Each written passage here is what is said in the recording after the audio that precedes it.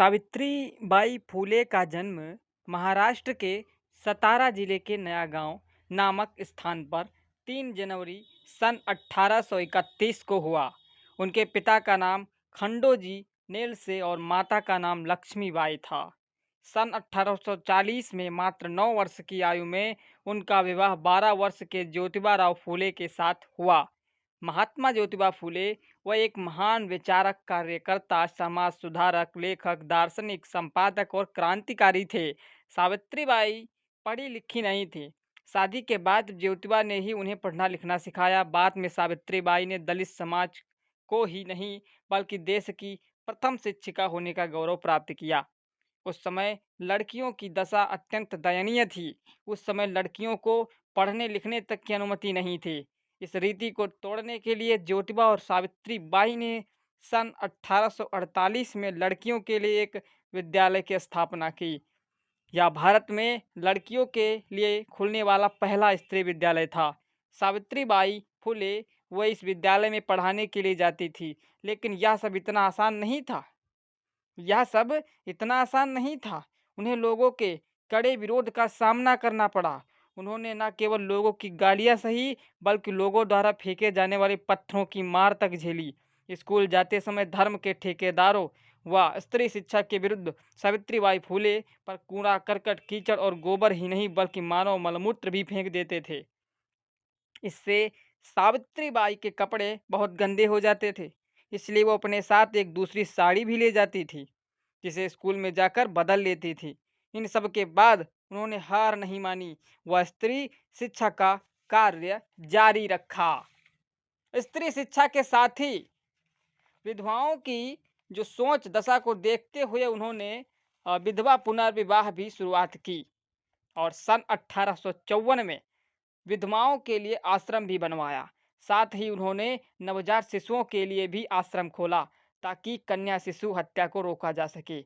आज देश में बढ़ती कन्या भ्रूण हत्या की प्रवृत्ति को देखते हुए उस समय कन्या शिशु हत्या की समस्या पर और उसे रोकने का प्रयास करना कितना महत्वपूर्ण था, इस बात का अंदाजा लगाना कितना मुश्किल है कि विधवाओं की स्थिति को सुधारने की सती प्रथा को रोकने व विधवाओं के पुनर्विवाह के लिए उन्होंने बहुत प्रयास किया।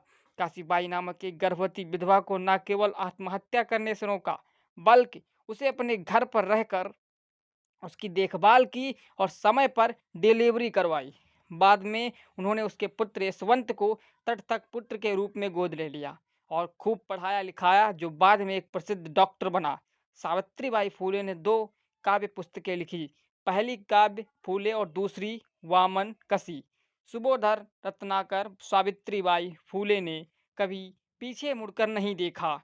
अपने जीवन काल में पुणे में ही उन्होंने 18 महिला विद्यालय खोले।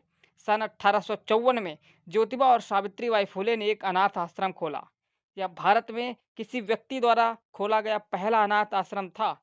साथ ही अनचाही गर्भावस्था की वजह से होने वाली शिशुओं की बाल हत्या को रोकने के लिए उन्होंने बाल हत्या प्रतिबंध गृह भी स्थापित किया।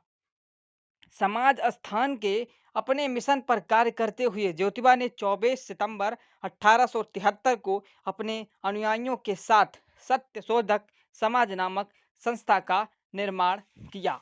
वह स्वयं इसके अध्यक्ष थे और सावित्रीबाई फूले ने महिला विभाग की प्रमुख थी। इस संस्था का मुख्य उद्देश्य शूद्रों और अति शूद्रों को उच्च जातियों के शोषण से मुक्त कराना था।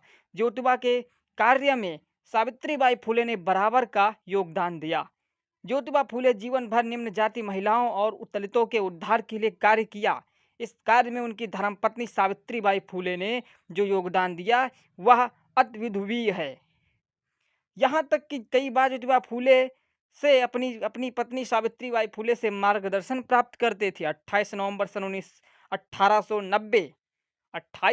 सन 1890 को महात्मा ज्योतिबा फूले की मृत्यु के बाद उनके अनुयायियों के साथ ही सावित्रीबाई फूले ने भी सत्य शोधक समाज को दूर दूर तक पहुंचाने अपने पति ज्योतिबा फूले के अधूरे कार्य को पूरा करने में समाज सेवा का कार्य जारी रखा। सन 1897 में पुणे में भयंकर ब्लैक फैला।